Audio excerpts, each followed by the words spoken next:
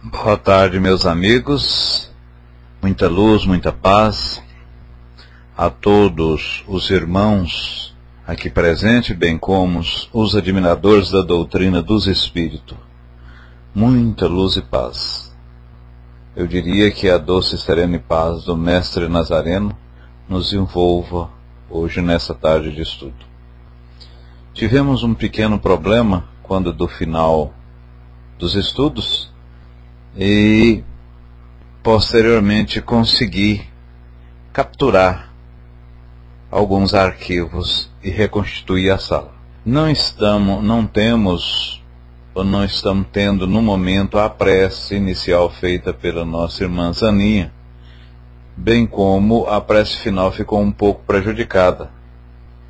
Mas vamos montar a sala como efetivamente ocorreu. Boa tarde a todos, meus irmãos dos dois planos da vida.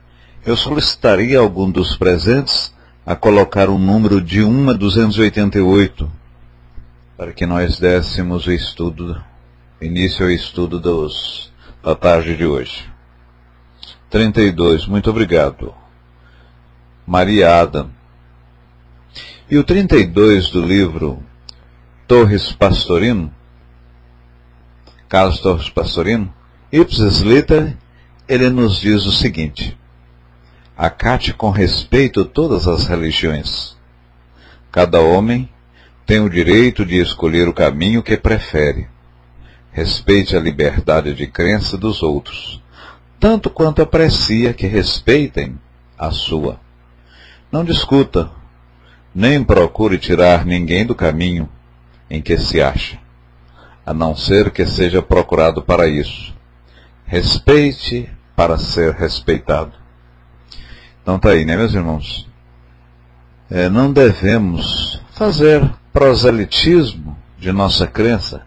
Não devemos cooptar pessoas, cooptar novos crentes, novos adeptos à doutrina, sobretudo a doutrina que professamos, a doutrina dos Espíritos. A coisa tem que ser normal, natural. Quando formos instados, quando formos questionados, quando formos arguídos sobre determinado ponto, aí sim nós podemos e devemos chegar àquela pessoa e explicar o que efetivamente entendemos. E se porventura não dominarmos determinado tema cujo objeto de solicitação nos é colocado, a gente não deve adentrar nesse campo.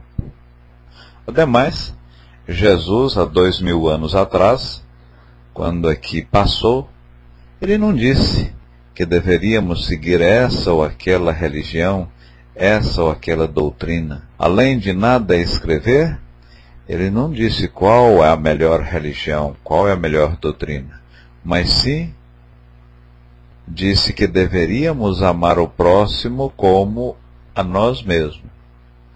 E isso ele falou com todo vigor, com todo amor, com toda bonança. E no momento em que amamos Deus sobre todas as coisas e ao próximo como a nós mesmos, estão aí todos os profetas, todas as religiões, todas as máximas que precisamos implementar.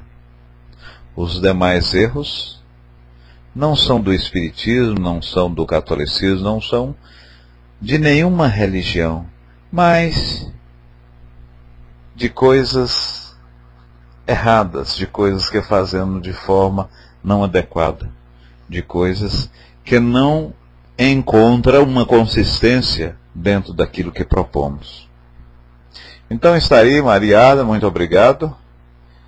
E veja então, meus irmãos, que religião, todas são extraordinárias. Kardec teve a oportunidade de falar isso com muita clarividência. Buscais e achareis, esse é o capítulo 25. Então a nossa doutrina, a doutrina dos Espíritos, ela sedimenta em 3 pilares maiores. O pilar da religião, o pilar da filosofia, o pilar da ciência. O pilar da ciência está contida nas máximas do livro dos médios, ou seja, a comunicação dos espíritos como um mundo corpóreo. Aí está a ciência, está a parte científica da nossa doutrina.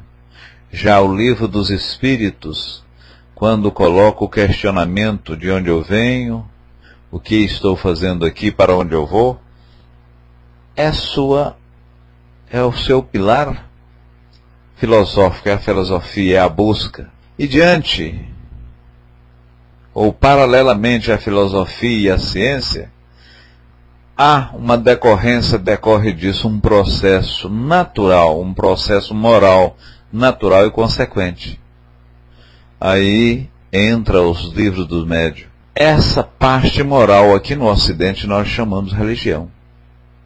Então, o Espiritismo é ciência, filosofia e religião, respectivamente.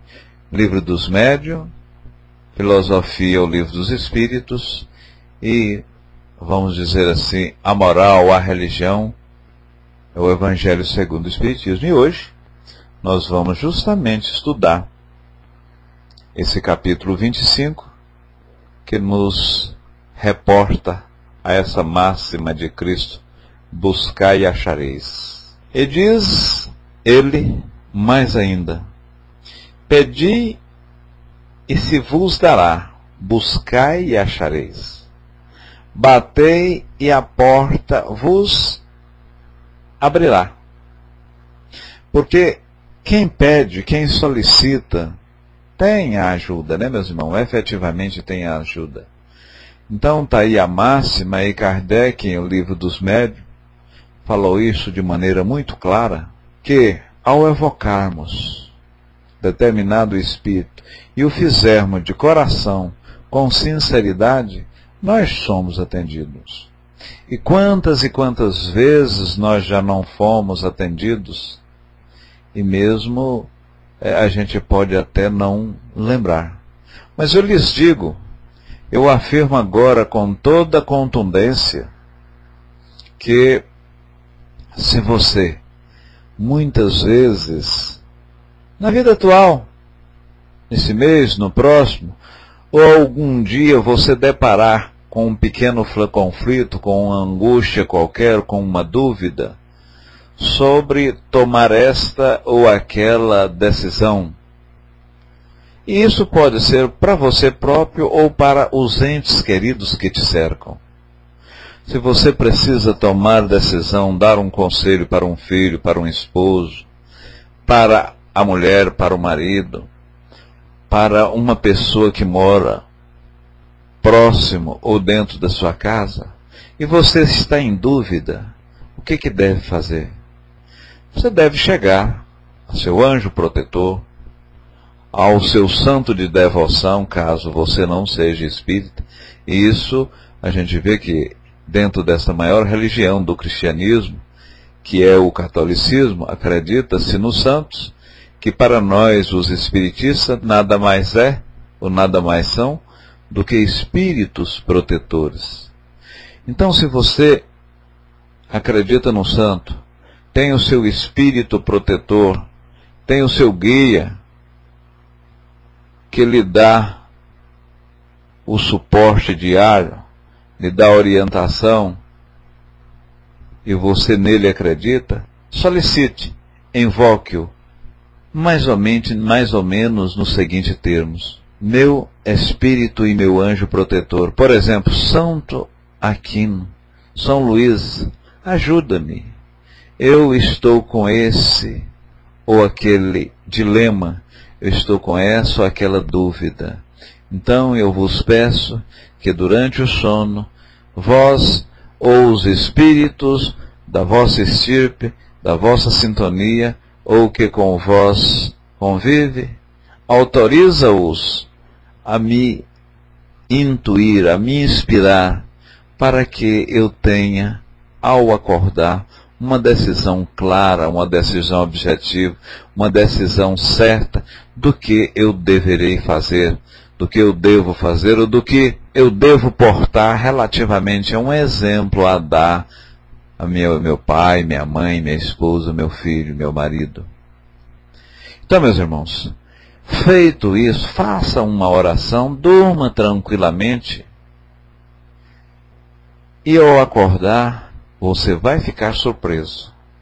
Você vai ficar surpreso porque você vai ter a solução. Por isso que Kardec, relativamente às preces, e foi nos ensinado que a prece é válida.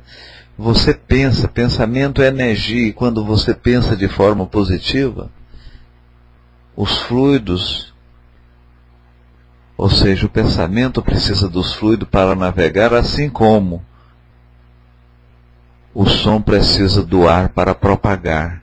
Então, no momento em que você pensa fervorosamente de forma proativa, de forma benéfica e boa, você altera fluidicamente aquele movimento, aquele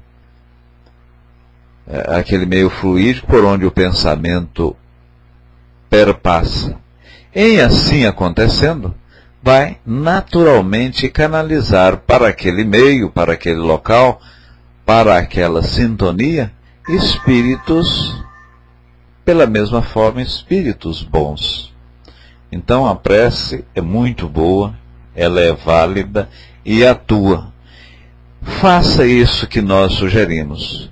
Quando tiver alguma dúvida, proceda dessa forma. Tenho plena convicção de que você conseguirá resolver o que você solicitou. Quando Jesus disse, buscai e achareis, é análoga àquela outra frase, ajuda-te a ti mesmo, que o céu te ajudará. E é o que nós falávamos há pouco, relativamente a uma prece, a um pedido, a uma evocação sincera, de coração e feita de forma mais ardorosa, com amor. E, sobretudo, quando não é para você, para outra pessoa, parece que tem uma validade maior, parece que tem um beneplácito. Estamos na infância da humanidade. E nos mundos primitivos, quando o homem estava, vamos dizer assim, desprovido dessa inteligência que nós estamos, ele estava mais à cata de alimento, procurando casas, procurando oca, casa não oca, né?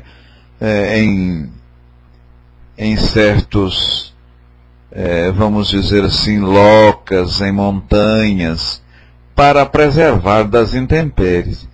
E aí, buscar e acharei. Deus outorgou ao mesmo a inteligência, dando-lhe a força, dando-lhe o poder de discernimento e o trabalho para que o mesmo decidisse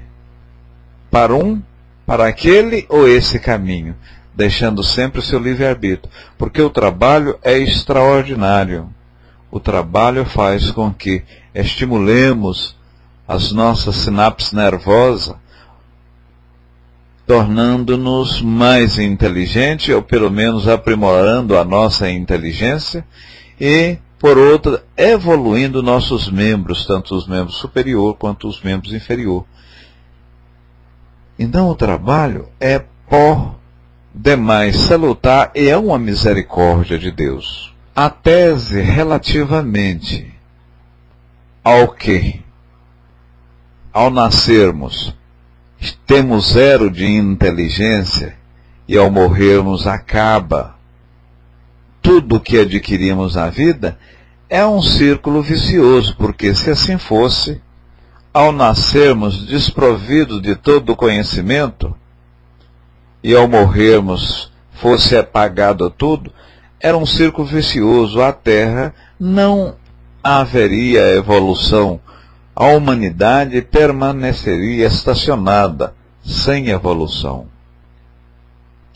Então, O homem não pode ficar sem o trabalho. O trabalho é uma dádiva que Deus nos deu para que exercitemos a nossa mente e exercitamos o nosso corpo, né, a matéria, e através desse exercício, através desse labor, a gente evolui. A gente efetivamente galga degraus na escala evolutiva.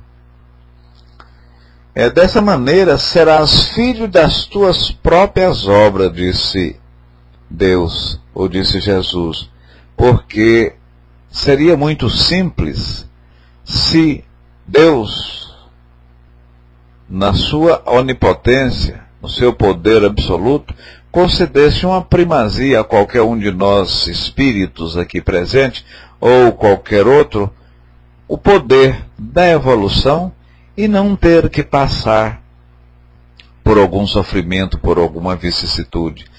E aonde estaria a valorização do mérito? Não justificaria. Eu, inclusive, costumo dizer que é a mesma coisa de seu filho fazendo ou cursando o fundamental, em ele chegando em casa. Você, na condição de pai, na condição de mãe, você faz a tarefa. Você não está ajudando. Se deixar que coloca aí na área de texto, se o espírito missionário, ele pode falir em sua missão.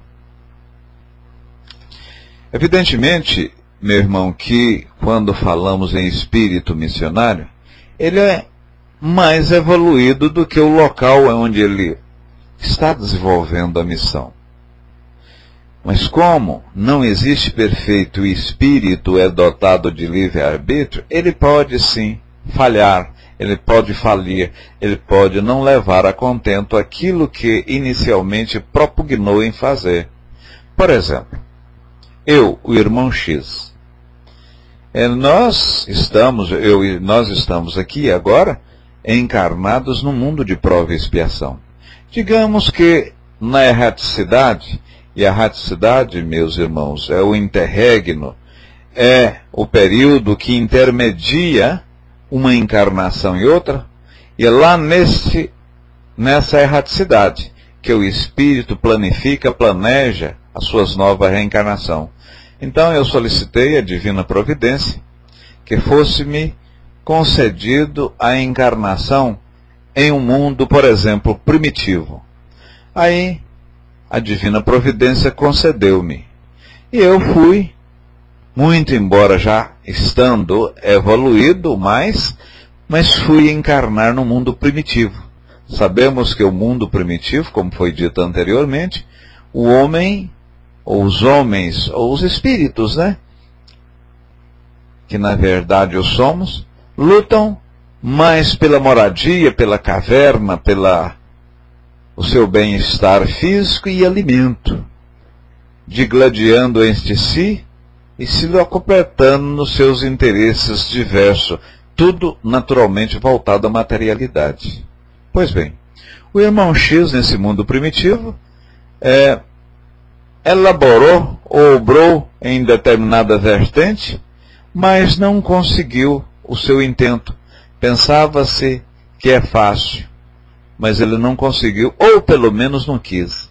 Ora, mas aí vocês me perguntam, Deus sendo onisciente, e onisciente é bom que se ressalta, é conhecer o passado, o presente e o futuro.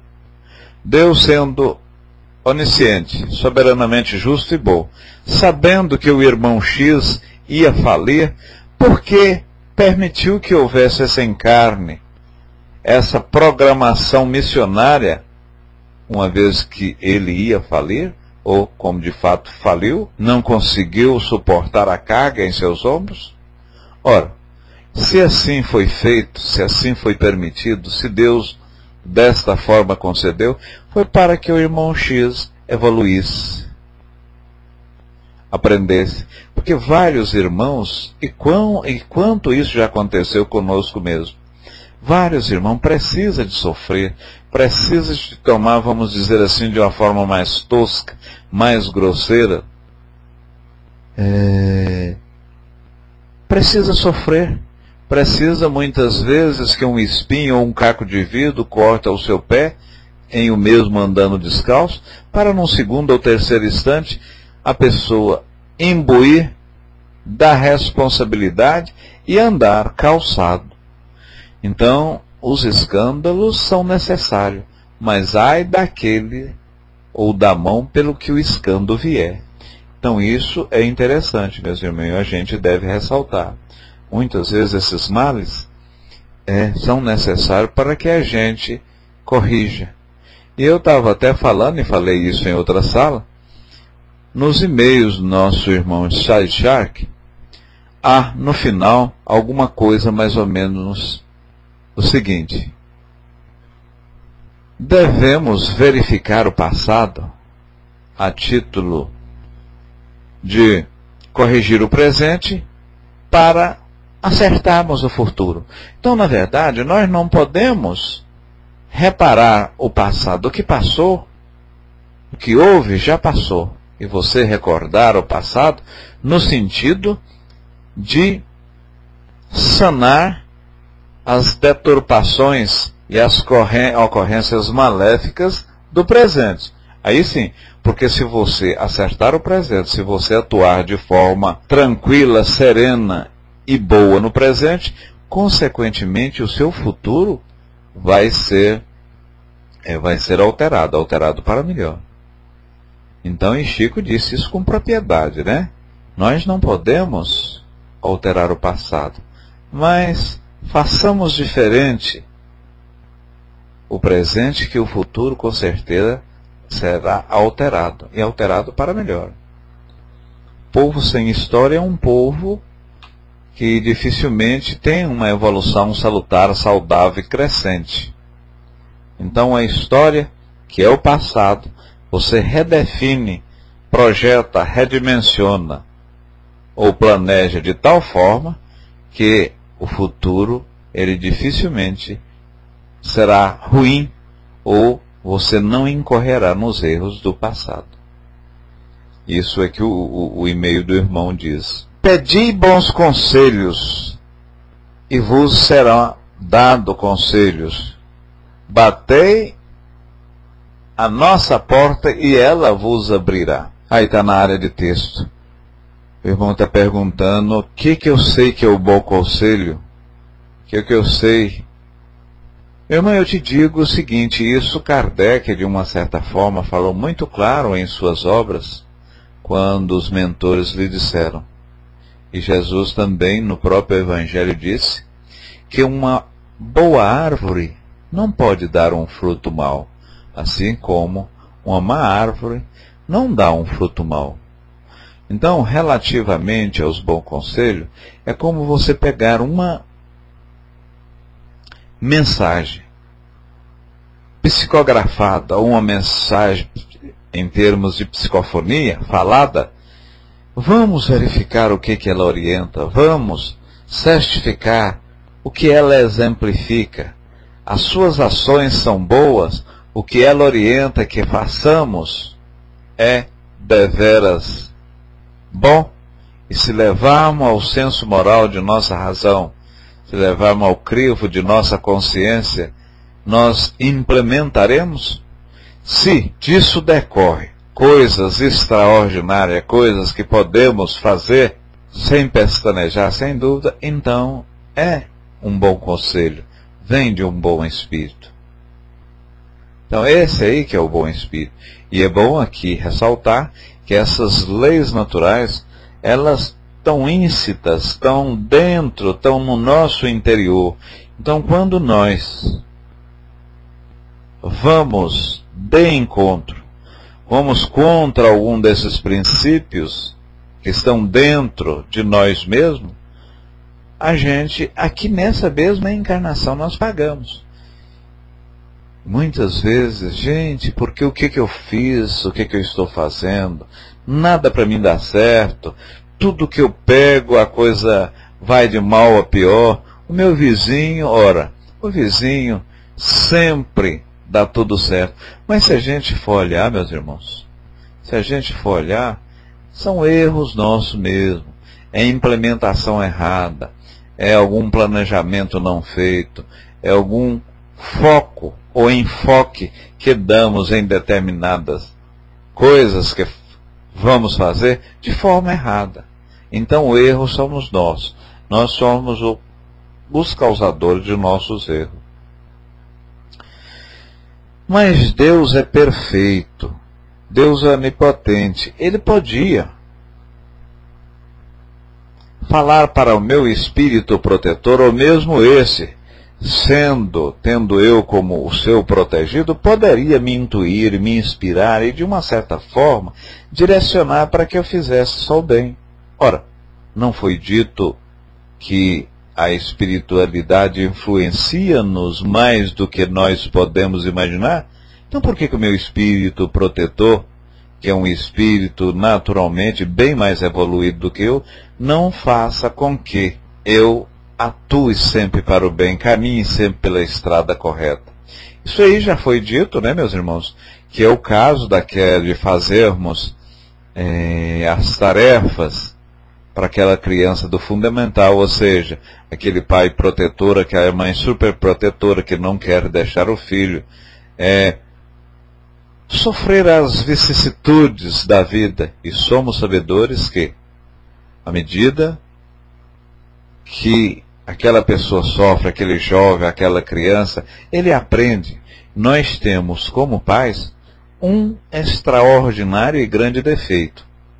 Não quero que o meu filho faça aquilo que eu fiz, ou por outra, eu não quero que ele passe aquilo que eu passei. É um erro. Muitas vezes somos o que somos hoje, seremos amanhã o que somos agora, dado esses percalços, dado essas dificuldades, dado essas vicissitudes, dado essas coisas não fáceis da vida. Porque tudo fácil torna desnecessário, não nos remete à evolução. É o caso do trabalho, que falamos anteriormente. O trabalho, ele é necessário. Em primeiro lugar, desenvolve os nossos neurônios, as sinapses nervosas, desenvolve a nossa inteligência. O trabalho, no que refere à parte material, e notadamente a gente gesticulando com os membros, tanto superior como inferior, você elabora e aprimora materialmente o corpo físico, o corpo, a matéria, e somos sabedores que o nosso corpo é o templo do espírito. O espírito evolui na erraticidade, ou quando da desencarnação, sim, evolui. Mas ele precisa reencarnar, ele precisa dessa matéria, precisa deste corpo para colocar em prática aquilo que ele planejou.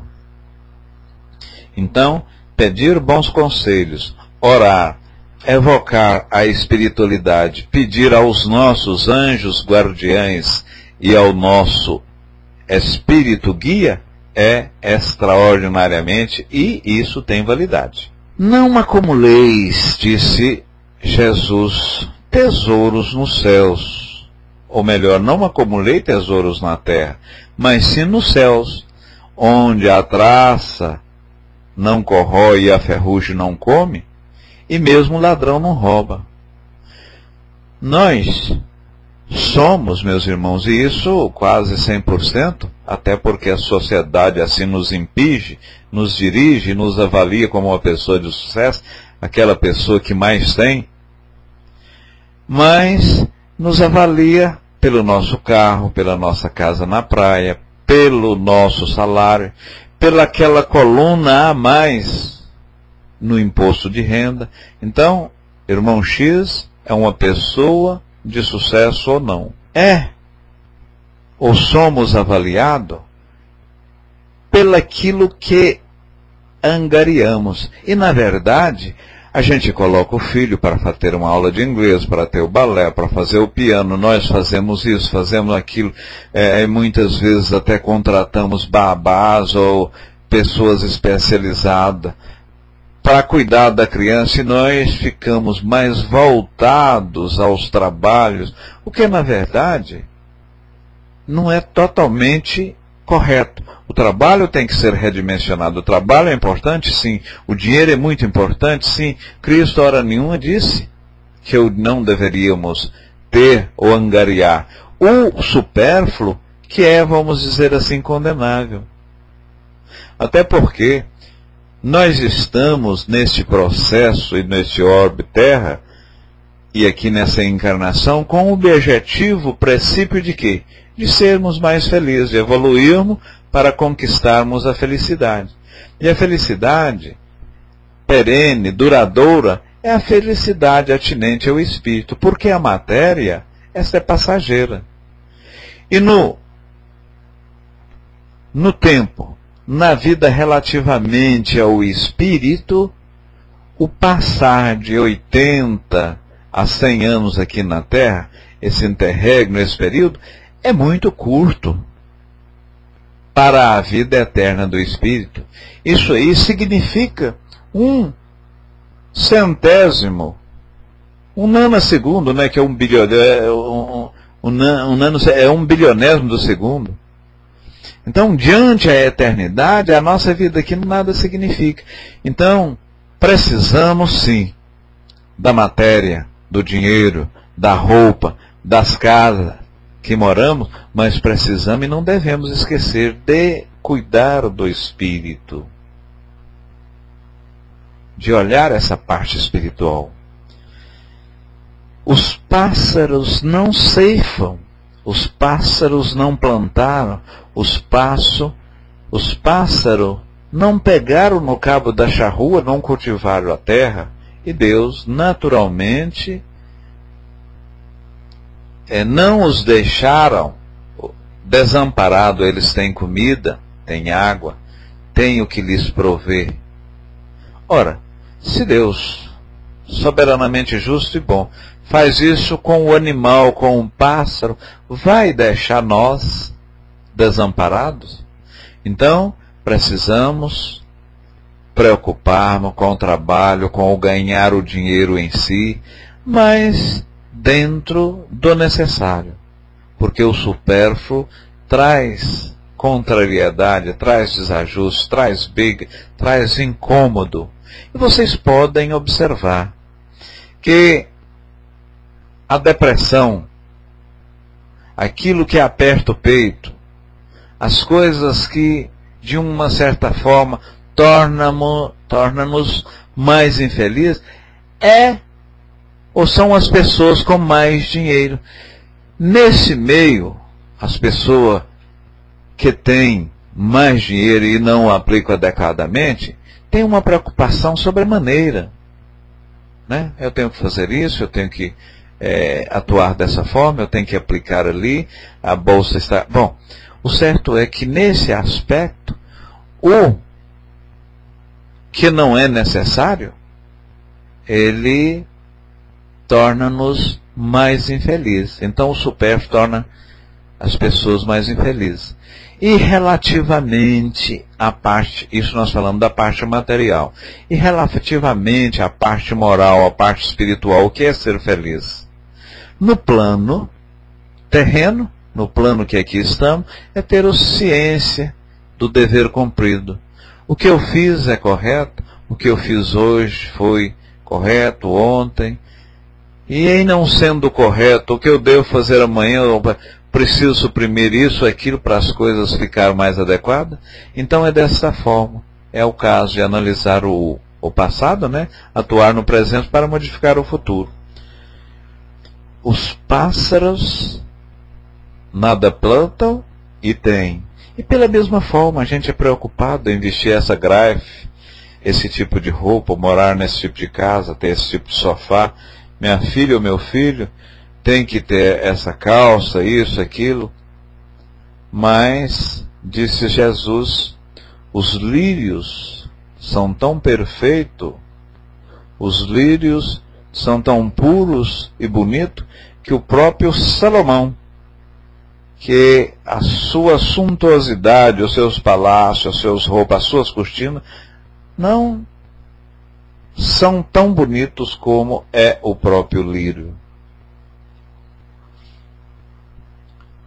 Mas essas palavras, relativamente a Deus prover, isso é uma metáfora, porque é uma parte poética e alegórica da divina providência, que nunca deixa desamparado realmente os seus filhos. Mas precisamos trabalhar, precisamos laborar.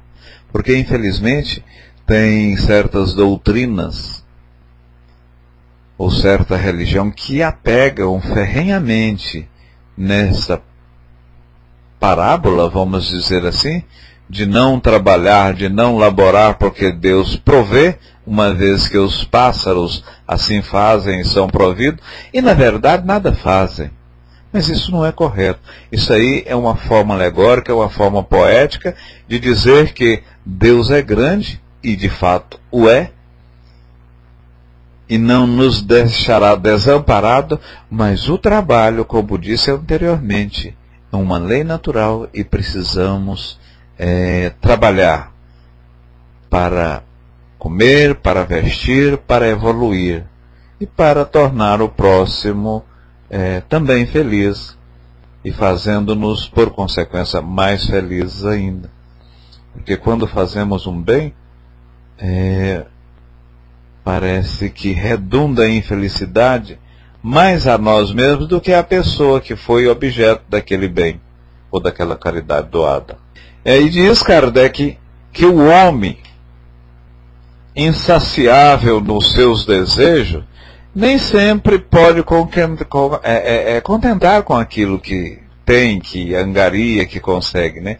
E a gente é sabedor e já viu alguma frase mais ou menos a esse respeito, que diz: o homem trabalha para ganhar dinheiro, trabalha e ganha dinheiro. Posteriormente, ao ter aquela, vamos dizer assim, abastança do vil metal, precisa gastar para recuperar a saúde, porque em função dos seus trabalhos, das horas, gasta exaustivamente horas, e muitas vezes até sacrificando a própria família, você perdeu a saúde. E o que adiantou? Então, trabalha-se para ganhar dinheiro, depois fica doente, não tem como esse aproveitar, entre aspas, porque o aproveito e a felicidade duradoura é aquela que o ladrão não rouba nem a traça corrói, que é voltada para o espírito, é a parte moral, né? Não acumuleis tesouro na terra, acumuleis no céu, porque esses da terra são perecíveis, nós falamos. E até porque caixão, alegoricamente, caixão não tem gavetas, não, você não vai com sacola. Você morreu, que na verdade você está vivendo para uma vida futura, que é a verdadeira vida e o nosso lar espiritual e para a eternidade. Você nada leva consigo. E finalizando, meus irmãos, o Espiritismo veio no momento certo, na hora aprazada, veio para, de uma certa forma, dissipar essas trevas, tirar o véu que encobria e explicar efetivamente tudo. Porque quando a gente fala que temos consciência de onde viemos, o que aqui estamos fazendo e para onde vamos, isso não é retórica, isso não é filosofia. Efetivamente a gente sabe. Muitas vezes a gente não quer acreditar. E o espírito, o verdadeiro espírita, aquele cidadão ou cidadã que combate diariamente as suas asperezas, tornando um homem ou mulher melhor do que o dia anterior, e sempre aparando os seus vícios e as arestas, esse, com certeza, tem essas respostas. E nós as temos, né, meus irmãos? Eu agradeço, muita paz, muita luz. Eu agora chamo a Sil para fazer o nosso fechamento. Muita luz e a paz. Sejam todos abraçados. Muita luz e paz. E que Deus nos ajude. Hoje, agora e sempre. Muito obrigado, meus irmãos dos dois planos da vida. Tudo de bom mesmo. Para demonstrar, apareceu aos seus apóstolos. Mais na frente, quando ele já voltara para o seu reino de glória,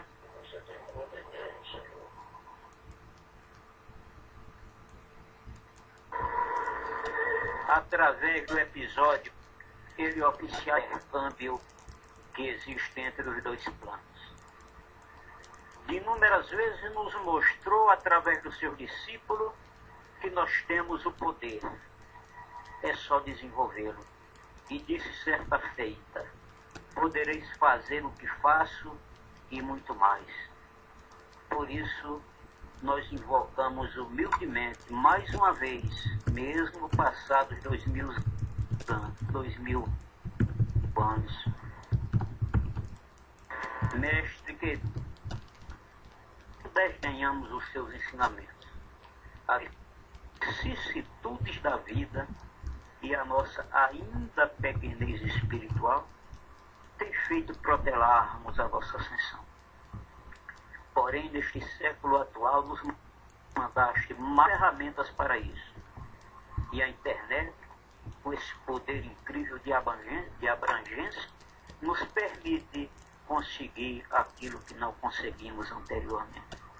Portanto, Senhor, com a certeza permanente assistência, nós te agradecemos, a ti e a todos aqueles que te seguem, que te acompanham, e vou usar até um nome bastante popular, a esse time incrível que usa para nos educar. E a Maria Santíssima, cuja música está aqui no fundo, tocando para a elevação de nossos espíritos. Muito obrigado. Que assim seja.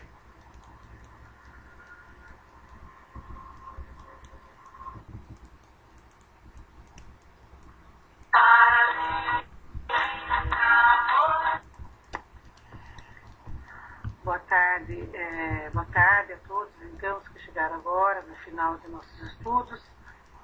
Agradeço ao amigo Sargento pela linda prece, agradeço a presença de todos, agradeço ao irmão Aldécio, irmão X, pelo ótimo estudo que tivemos nessa tarde, e que possamos estar aqui novamente na quarta-feira, às 15h30, para estudarmos juntos de novo.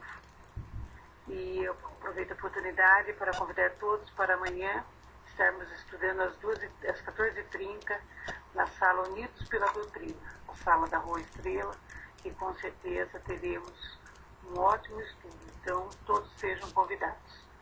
Então, eu deixo um beijo a todos. Obrigada pela presença. Passando, Janinho.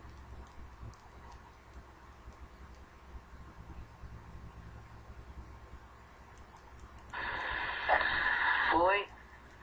Vou pôr uma música então para nossa querida Santa. Vamos lá.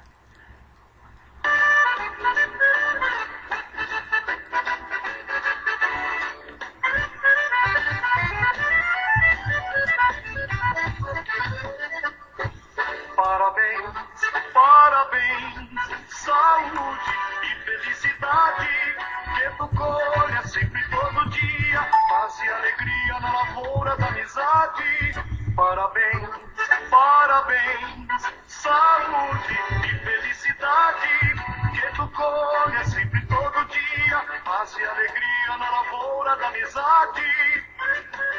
Que Deus velho te conceda, com a sua benevolência, muitas e muitas... Viva Sandra, viva, viva!